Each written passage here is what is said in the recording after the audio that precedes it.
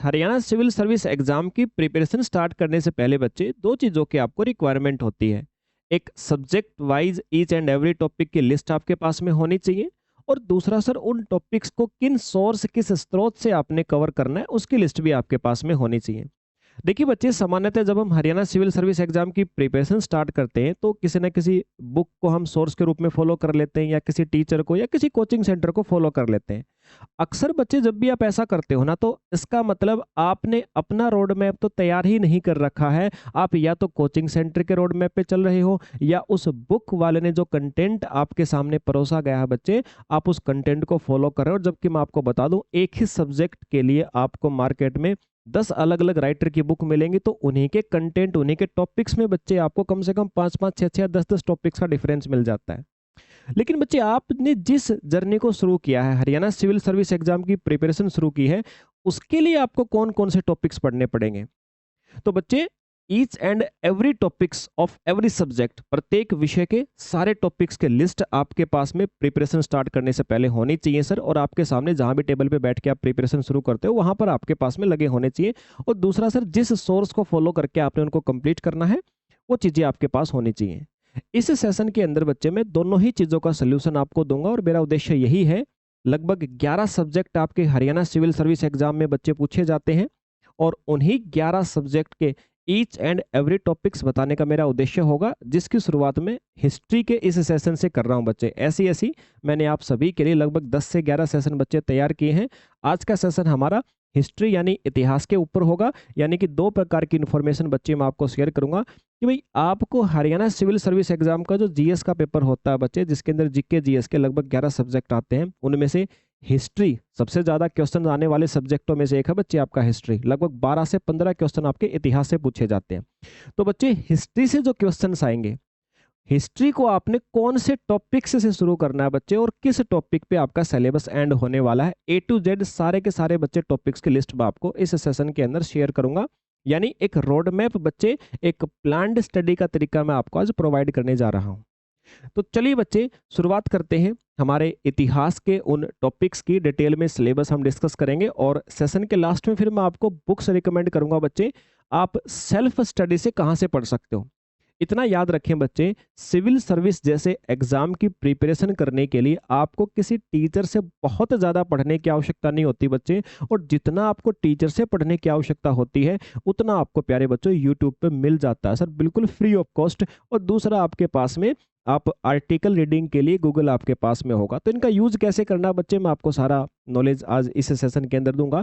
तो अभी हम सबसे पहला काम क्या करेंगे इस सेशन में बच्चे, हिस्ट्री के जो 3 आपके मुख्य भाग होते हैं बच्चे, एंशिएंट हिस्ट्री प्राचीन भारत, और उसके बाद मेडाइवल मध्यकालीन भारत, और अपना आधुनिक भारत यानी मॉडर्न इंडिया बच्चे, इन तीनों के अंतर्गत ईच एंड एवरी टॉपिक बच्चे, मैंने आपको एक शब्द यूज किया है, प्रत्येक छोटे से छोटा बड़े से बड़ा वो टॉपिक जो आपके एग्जाम से रेलिवेंट होगा सर, वो आपके नाम बताऊंगा बच्चे। देखिए, कवर तो आपने करना है, मैंने कहा ना कि आपने सोर्स तो बच्चे आपने पढ़ना पड़ेगा, लेकिन सोर्स का नाम भी मैं आपको बताऊंगा कि ये सारे के सारे टॉपिक्स आप ऑथेंटिकली कहां से कवर कर सकते हो। तो चलिए बच्चे, शुरुआत किया जाए। और हमारा जो हिस्ट्री का ये सेशन आप सभी के सामने देख रहे हो बच्चे, बाईलैंग्वेज ही आपको लिखा मिलेगा। आप चाहे हिंदी मीडियम से बच्चे हो, चाहे इंग्लिश मीडियम के बच्चे हो, हरियाणा सिविल सर्विस एग्जाम है सर, इसमें कोई बहुत ज़्यादा असर नहीं पड़ता। मैं तो ये कहता हूँ 1 से 2% का भी असर नहीं पड़ता बच्चे। अगर आप जिस मीडियम में प्रिपरेशन करने जा रहे हो, उस मीडियम के ऊपर आपकी कमांड है। तो बच्चे, आप हिंदी मीडियम के हो और हिंदी पे आपकी कमांड है बच्चे, कोई इम्पैक्ट नहीं पड़ेगा सर आपकी कट ऑफ के अंदर, मार्क्स के अंदर, सिलेक्शन के अंदर। सामान्यतः बच्चे कई बार आकर के पूछते हैं, सर हम हिंदी मीडियम से हैं सर, क्या हम प्रिपरेशन करें? देखिए बच्चे, आप हिंदी मीडियम से हो, पहले तो आप इस बात को जांच लीजिए, क्या सच में आपकी हिंदी अच्छी है? अब बच्चे, ऐसा ना हो कि आप बचपन से ऐसा करते आ रहे हो कि भाई आपने जो शब्द इंग्लिश में अच्छा लगा उसको इंग्लिश में याद कर लिया, जो शब्द आपको हिंदी में अच्छा लगा बच्चे उसको हिंदी में याद कर लिया। अगर ऐसा है बच्चे, तो आपको क्या करना पड़ेगा सर, उसकी भी स्ट्रेटजी मैं आपको बता दूंगा।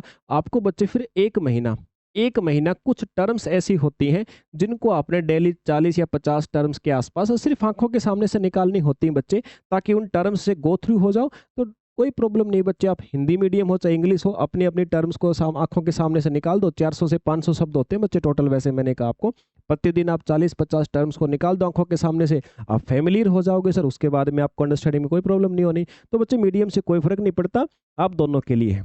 सबसे पहले देखिए, एंशिएंट इंडिया बच्चे, एंशिएंट इंडिया मैंने कहा यानी प्राचीन भारत।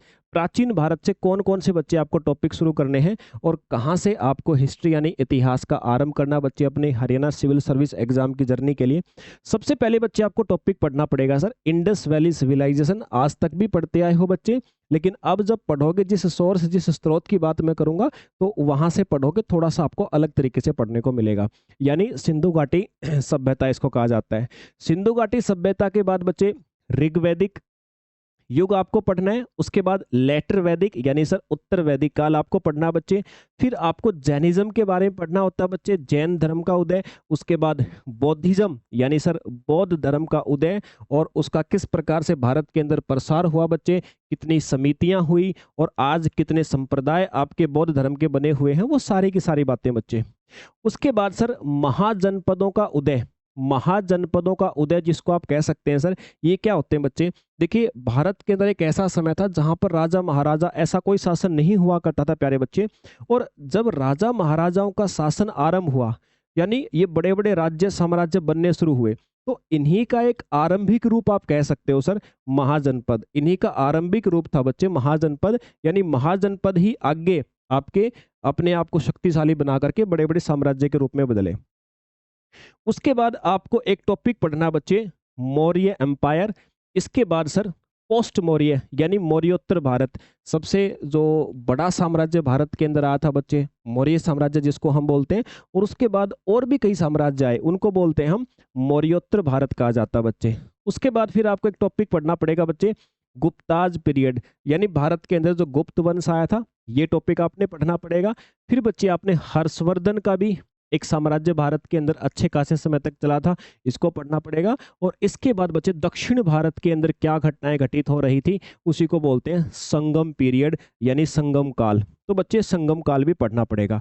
कुल मिलाकर के आपके पास में 1 2 3 4 5 6 7 8 9 10 11 कुल मिलाकर के बच्चे 11 टॉपिक का आपको अध्ययन करना है सर एंशिएंट इंडिया के अंदर। अब जितनी भी चीजें मैंने आपके सामने लिखी हुई हैं बच्चे, ये कंप्लीटली मैंने टॉपिक्स के नाम लिखे हुए हैं।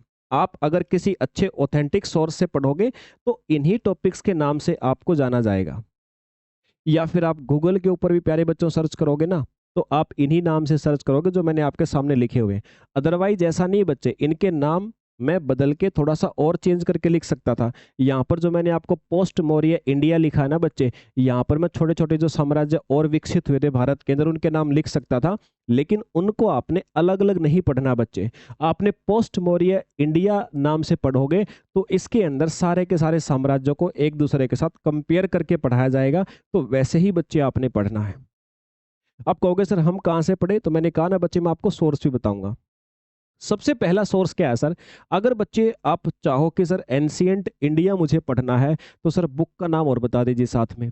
टॉपिक्स के नाम तो बच्चे मैंने आपको बता दिए। अब बच्चे अगर बुक का नाम पर जानना चाहो तो सर मैं ये रिकमेंड करूंगा इतिहास के अंदर 11th 12th लेवल तक इवनली बच्चे ये तो आपको पढ़ना ही है। 6th to 10th ये तो प्यारे बच्चे आपको पढ़ना ही है, छठी से लेकर 10वीं। अब आधे बच्चे बोलेंगे सर छठी से 10वीं की सारी किताबों के अंदर एंशिएंट इंडिया तो होगा ही नहीं।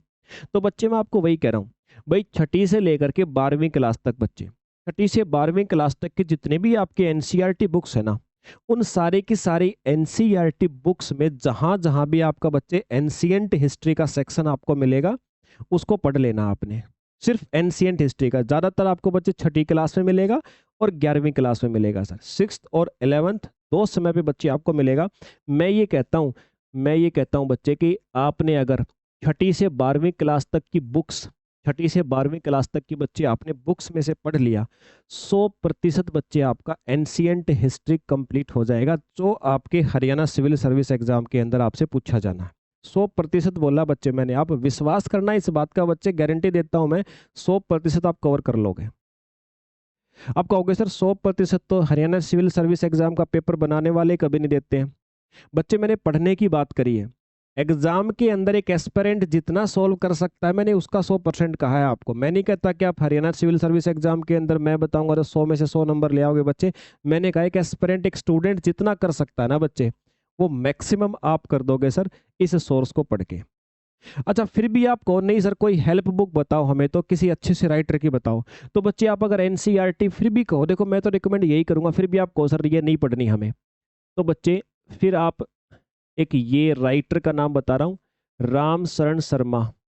राम शरण शर्मा ये राइटर है बच्चे, इनकी बुक आप एक परचेज कर लेंगे एंशिएंट हिस्ट्री की, काम हो जाएगा बच्चे। एनसीईआरटी पढ़ोगे थोड़ा सा बच्चे देखो समझ में तो अच्छा आएगा लेकिन थोड़ा सा एफर्ट लगेगा। रामशरण शर्मा की बुक पढ़ोगे बच्चे तो थोड़ा सा स्टोरी चलेगी आपकी। एंशिएंट हिस्ट्री के अंदर भी एक स्टोरी आपको कहानी की तरह से लगेगा बच्चे, और इंपॉर्टेंट डाटा आपका कवर भी हो जाएगा जिससे आपका एग्जाम हो सकता है। ठीक है, चलिए सर फिर भी आप मुझे कहोगे सर इन दोनों में से क्या पढ़े, मैं पहला प्रेफरेंस एनसीईआरटी को दूंगा बच्चे। और जिस बच्चे ने पहले ही एनसीईआरटी पढ़ ली है तो और मजा आ जाएगा, एक बार इसको रिपीट कर देना, लेकिन काम आपका एनसीईआरटी से चल जाएगा। ठीक है सर, ये तो बात हुई हमारे द्वारा आपके एंशिएंट इंडिया या फिर आपके प्राचीन भारत में जो टॉपिक्स आपको करने बच्चे। उसके बाद मेडाइवल इंडिया या मध्यकालीन भारत की बात करें तो सर यहाँ पर आपको पढ़ने बच्चे भक्ति और सूफी आंदोलन। यहाँ पर बच्चे आप पढ़ोगे भक्ति और सूफी आंदोलन। सर ये भक्ति और सूफी आंदोलन क्या, देखो वैसे तो मैं सिर्फ टॉपिक्स के नाम बता रहा हूँ लेकिन फिर भी आप जब सर्च करके इनको पढ़ोगे बच्चे तो आपको आसानी पड़ेगी। भक्ति या सूफी आंदोलन का मतलब बच्चे जब मध्यकालीन भारत की शुरुआत हुई थी, भारत का जो मध्यकाल शुरू हुआ था बच्चे, उस समय पर लोगों ने जाति प्रथा को छोड़कर जाति से ऊपर भगवान की तरफ अपने को समर्पित किया था, यानी भगवान के प्रति विचार का विकास हुआ था उसी समय पे। तो बच्चे इन्हीं को बोलते हैं भक्ति आंदोलन बोलते हैं इनको। तो बच्चे भक्ति और सूफी मूवमेंट, रूल ऑफ प्रतिहार, प्रतिहार साम्राज्य बच्चे इनका शासन यानी प्रतिहारों का जो साम्राज्य था उसका टॉपिक आपने पढ़ना है। फिर बच्चे पाल वंश, ये पाल साम्राज्य आया था इसको पढ़ना है। फिर बच्चे पल्लव, जो पल्लव आए थे इन्होंने भी शासन किया था। चालुक्य बच्चे, भारत के कुछ क्षेत्रों में चालुक्यों का भी था। फिर राष्ट्रकूट, ये भी एक साम्राज्य था बच्चे। इसके बाद में फिर भारत के अंदर सामंतवाद यानी जिसको आप बोल सकते हो बच्चे इंडिया के अंदर एक नया कंसेप्ट का ओरिजिन हुआ था बच्चे, जिसको सामंतवाद बोलते हैं, फ्यूडलिज्म बोलते हैं।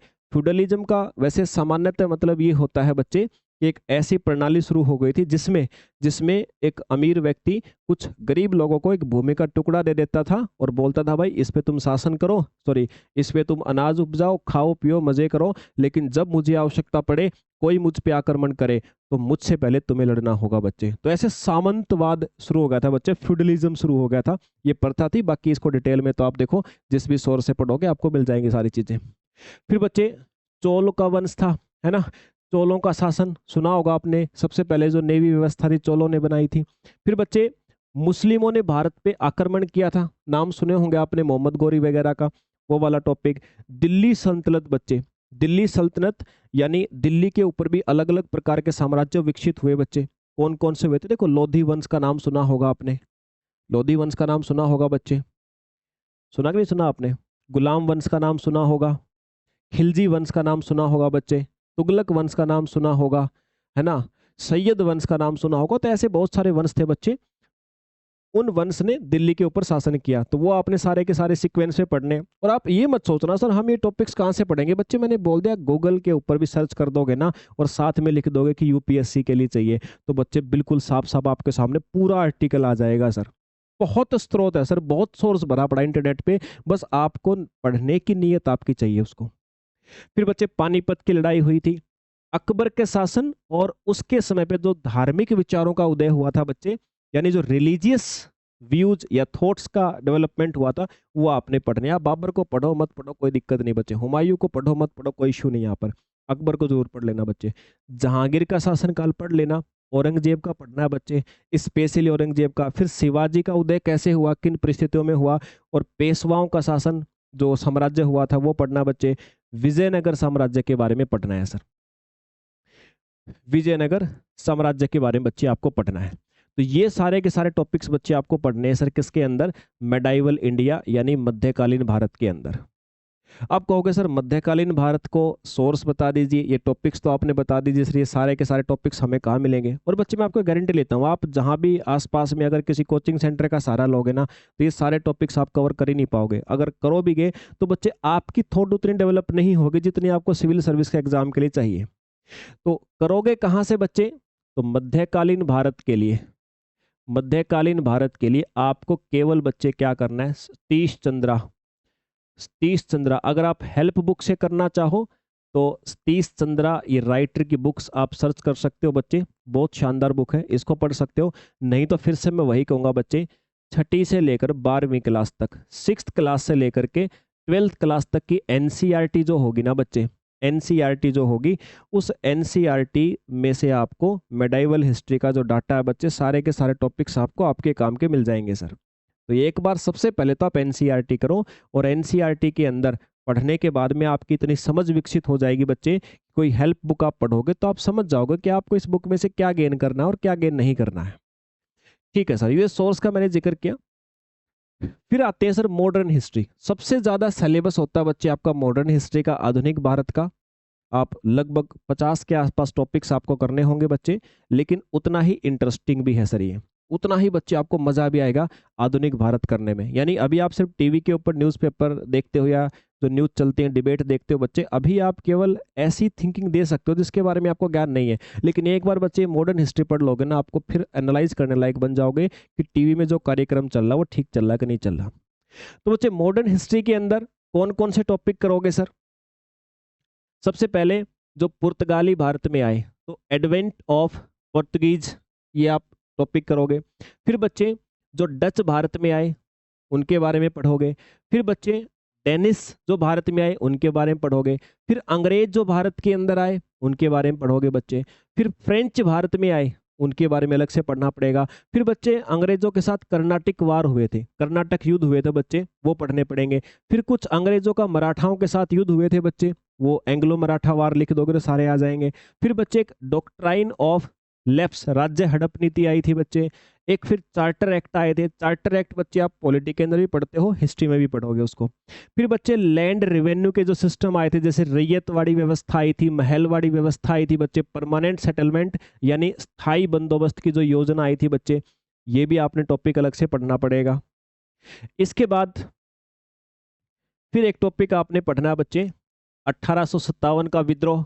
उसके बाद में एडमिनिस्ट्रेटिव चेंजेस पोस्ट 1857 यानी 1857 ईस्वी के बाद में भारत के अंदर जो व्यवस्था थी बच्चे शासन की, उसमें क्या परिवर्तन आए।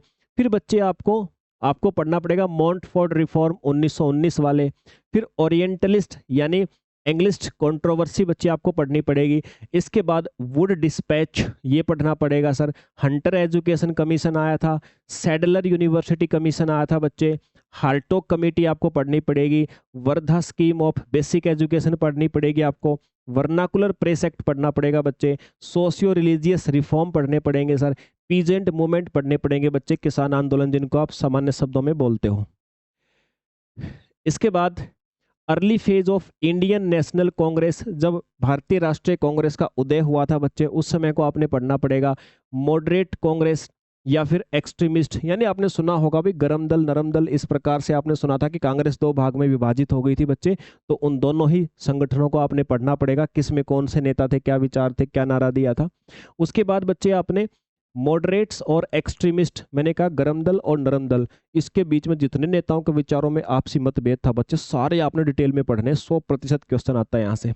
फिर बंगाल का विभाजन पढ़ना पड़ेगा बच्चे। फिर आपने स्वदेशी मूवमेंट पढ़ना पड़ेगा। फिर मुस्लिम लीग की स्थापना किस प्रकार से कैसे हुई। फिर बच्चे कांग्रेस का जो सूरत अधिवेशन था वो अलग से पढ़ना है आपने। इंडियन काउंसिल एक्ट आया था बच्चे, उसको पढ़ना पड़ेगा। गदर पार्टी बनी थी, उसको पढ़ना है फिर आपने। फिर बच्चे आपने कोमगाटा मारू इंसिडेंट पढ़ना है। लखनऊ समझौता बच्चे आपने पढ़ना है। इसके बाद होम रूल लीग की स्थापना हुई थी उसको आपने अलग से टॉपिक मान के पढ़ना बच्चे। अगस्त डिक्लेरेशन, अगस्त प्रस्ताव पढ़ना है। चंपारण सत्याग्रह एक टॉपिक पढ़ना बच्चे। अहमदाबाद मिल स्ट्राइक पढ़ना है। खेड़ा सत्याग्रह पढ़ना आपने। गवर्नमेंट ऑफ इंडिया एक्ट आया था बच्चे 1919 में, उसको पढ़ना है। रोलेट एक्ट या काला कानून जिसको बोलते हैं बच्चे, या जिसको आप जालियांवाला बाग हत्याकांड बोलते हैं, पढ़ना बच्चे। खिलाफत आंदोलन आपने पढ़ना है। नॉन कोऑपरेशन मूवमेंट पढ़ना बच्चे। बारदौली रिजोल्यूशन पढ़ना आपने। नागपुर सेशन जो कांग्रेस का हुआ था उसके बारे में स्पेशल पढ़ना है। स्वराज पार्टी और उसका उदय कैसे हुआ बच्चे, ये चीज आपने पढ़नी है। इन सब के बाद में फिर आपने बच्चे मुद्दीमन कमेटी को पढ़ना है। साइमन कमीशन पढ़ना है बच्चे। बारदौली सत्याग्रह को पढ़ना है सर। नेहरू रिपोर्ट पढ़नी है। लाहौर सेशन को पढ़ना है बच्चे। सिविल डिसोबीडियंस मूवमेंट पढ़ना है सर। सविनय अवज्ञा आंदोलन प्यारे बच्चों जिसको आप बोलते हो। पहली आपकी राउंड टेबल कॉन्फ्रेंस यानी गोलमेज सम्मेलन को पढ़ना बच्चे। गांधी और इरविन का समझौता हुआ था उसको आपने पढ़ना बच्चे। कराची सेशन पढ़ना है आपने कांग्रेस का। दूसरी आपकी गोलमेज सम्मेलन राउंड टेबल कॉन्फ्रेंस हुई थी उसको पढ़ना बच्चे। सिविल डिसोबीडिएंट मूवमेंट इसका सेकंड फेज, सविनय अवज्ञा आंदोलन एक बार पहले चला था फिर दोबारा चला, दोबारा वाले में क्या क्या चेंज हुए वो पढ़ना आपने। फिर बच्चे आपने तीसरा गोलमेज सम्मेलन पढ़ना है। या फिर सांप्रदायिक पुरस्कार या कम्युनल अवार्ड है बच्चे, इसको आपने पढ़ना है।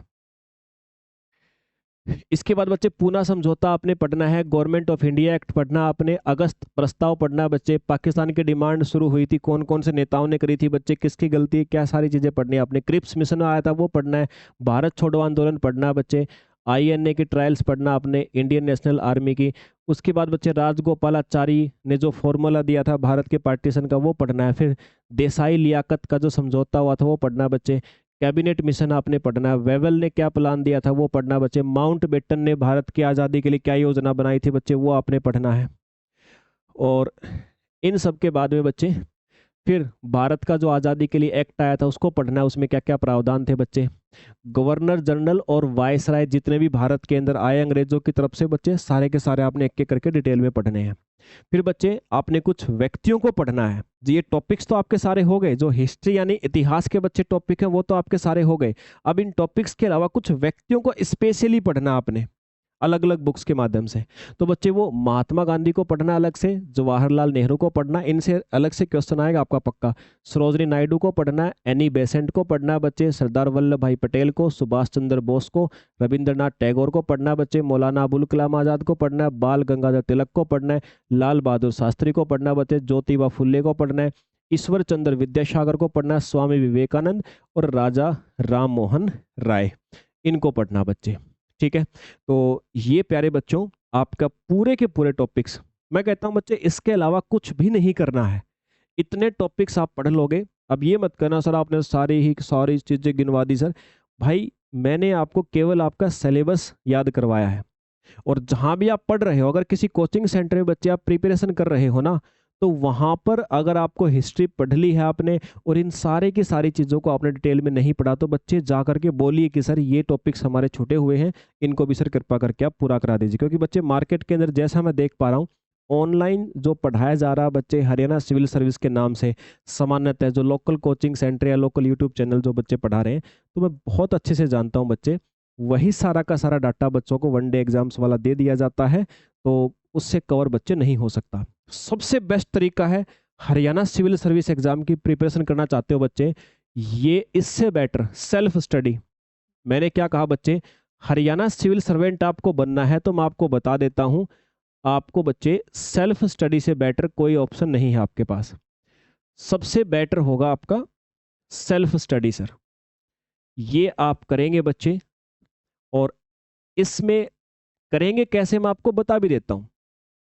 भाई टॉपिक्स के नाम तो मैंने आपको बता दिए, इन टॉपिक्स को बच्चे एक पेज के ऊपर राइट करेंगे, और एक पेज के ऊपर बच्चे राइट करके आप पढ़िए अपनी किताबें। मॉडर्न हिस्ट्री के लिए मैंने बुक नहीं बताई है, मॉडर्न हिस्ट्री के लिए भी बच्चे आपको काम यही करना है सर। सबसे पहला तो जो मैं सोर्स आपको प्रेफरेंस करूंगा ना सर, वो तो होगा 6ठी से 12वीं की किताबें बच्चे।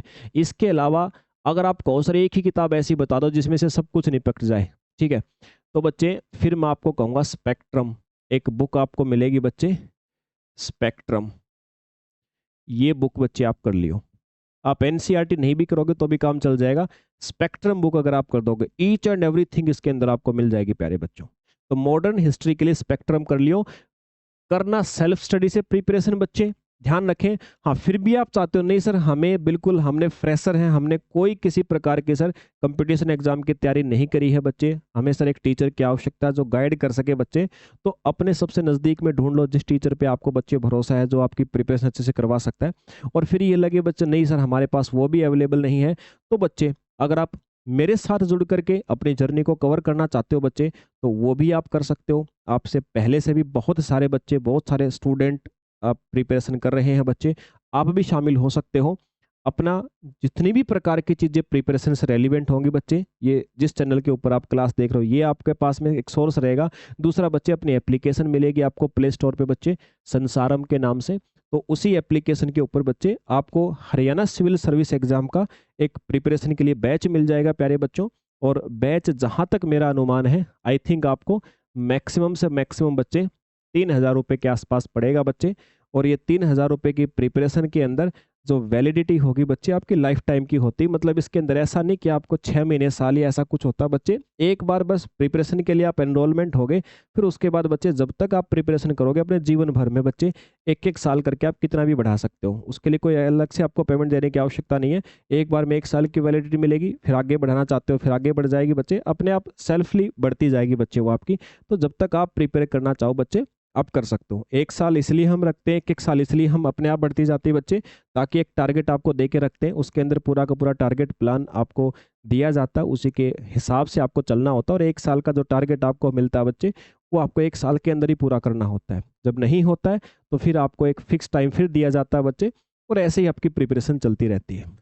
तो ठीक है बच्चे, आप कमेंट करके ज़रूर बताएं कि आपको क्या कुछ इन्फॉर्मेशन आपके लिए लगी कि आपको यूजफुल हो सकती है बच्चे, लगी होंगी तो फिर आपके पास में लगभग 9 से 10 सेशन और हैं, प्रत्येक सब्जेक्ट वाइज मैंने बना रखे, वो भी आप सभी के सामने अवेलेबल होंगे। तो चलिए बच्चे मिलते हैं फिर किसी सेशन में। जय हिंद।